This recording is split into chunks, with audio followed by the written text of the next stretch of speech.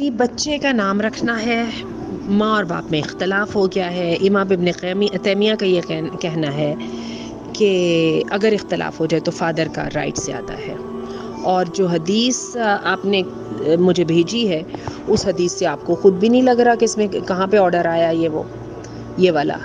تو چلیے آئے اس پر بات کرتے ہیں۔ میں آپ کو بتاؤں بہت سارے مسئلے جو ہیں ان کا تعلق قانون سے نہیں ہوتا۔ دیکھیے ہمیں جو نام رکھنے کے بارے میں آتا ہے نا، قرآن مجید میں اللہ تعالیٰ نے یحییٰ علیہ السلام کا نام رکھا تھا، اور جو اس سے پہلے کبھی لم یکن من قبل سمیہ، اس سے پہلے کبھی یہ نام نہیں رکھا گیا تھا۔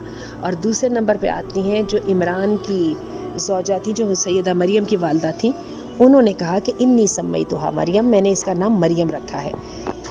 یہاں پہ فادر کا یا ہسبینڈ کا ذکر ہی نہیں آیا۔ لیکن آپ کا کیا خیال ہے کہ she would have done this all by herself یا she would have done this against her husband's will؟ ایسا نہیں ہے، اور میں آپ کو بتاؤں فیملیز میں ایسا چلتا بھی نہیں ہے، ٹھیک ہے۔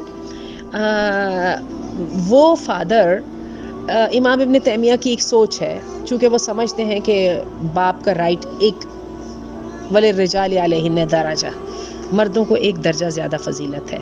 اس کے ساتھ وہ کہتے ہیں کہ اختلاف ہو جائے تو باپ کی بات مان لو۔ بات تو ان کی کہنے کی ٹھیک ہے، میں بھی اس کو یہی سمجھتی ہوں، جب فیملی میں ڈسپیوٹ ہو جائے تو ہسبینڈ کو پریفرنس دے دینی چاہیے۔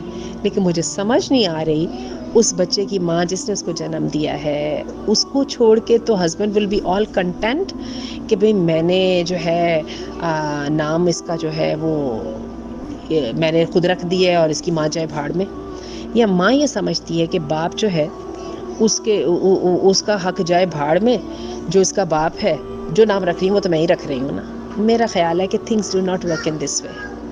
دیکھیے یہ طریقہ چاہتا کہ طلاق تک بھی ہو جائے، جب بھی جو ہے باپ کا حق بچے پر سے نہیں ساکت ہوتا اور ماں کا حق بھی نہیں ساکت ہوتا، اور میرا خیال ہے it doesn't go either way. بیوقوف ہوتے ہیں جو ان باتوں پہ لڑتے ہیں۔ It has to be solved. ہوتا یہ ہے، اور میرے سامنے تو ایسا کیس ہے نا کہ جس میں یہ ہے کہ ماں نے الگ نام رکھا ہوا، اصل میں ماں نے پہلے نام رکھ دیا تھا، اور فادر کو اس بات کی چڑ چڑی کہ اس نے کیسے رکھ دیا، کیونکہ لڑائی جو تھی آپس میں، طلاق ہو رہی تھی، تو فادر نے کہا یہ والا نام تو میں کبھی بھی نہیں بلانے دوں گا، اس نے ایک اور نام رکھ دیا۔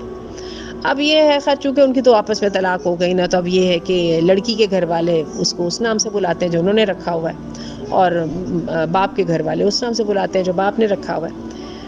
وہ بھی بلکہ باپ نے نہیں رکھا، دادی نے رکھا۔ جی میں آپ کو بات بتاؤں، باپ نے نہیں رکھا، کیونکہ یہ جب جھگڑے چلتے ہیں تو اس میں پوری فیملیاں انوالوڈ ہوتی ہیں۔ اور اب یہ ہے کہ یہ بھی چل جائے گا، کیونکہ بہت سارے ہمارے سامنے کیسز ہوتے ہیں، ننیال والے الگ نام بلا رہے ہوتے ہیں، دودیال والے الگ بلا رہے ہوتے ہیں، آپس میں لڑائی نہ ہو تو اس پہ کسی کو اعتراض بھی نہیں ہوتا، ٹھیک ہے۔ تو بات یہ ہے کہ اب اس کو اگر تو عدالت میں لے کے جانا ہے تو ویسے میں آپ کو بتاؤں عدالت بھی ماں کے دیے ہوئے نام کو ساکت نہیں کرے گی، اور میرا یہ خیال ہے کہ ایک مڈل وے اختیار کیا جائے، بچے کا نام دونوں چیزوں کا نام رکھ دیا جائے، ٹھیک ہے۔ باپ اپنی پسند کے نام سے بلا لے اور ماں اپنی پسند کے نام سے بلا لے، ایک اور بچے کا انتظار کیا جائے، اس کا نام رکھ لیا جائے۔ لیکن یاد رکھیے گا کہ ہم اپنی ہیپینس کو سپوائل کر رہے ہیں اس آبسٹینیسی، اس سٹبرنس کے ساتھ، ڈھٹائی کے ساتھ۔ اگر ہم ڈھٹائی کو ذرا چھوڑ دیں نا تو کس ماں کو اچھا نہیں لگے گا کس بچے کا باپ اس کو پیارا سا نام دے، اور کس باپ کو اچھا نہیں لگے گا کس کی ماں اس کو پیارا سا نام دے۔ اور نارملی اگر لڑائی نہ ہو تو بیویاں تو اپنے شوہروں کی خوشی کے لیے ایک ان کی آنکھ کے اشارے کے منتظر ہوتی ہیں، اور ویسے میں آپ کو بتاؤں پریکٹیکلی ہسبینڈس بھی ہوتے ہیں۔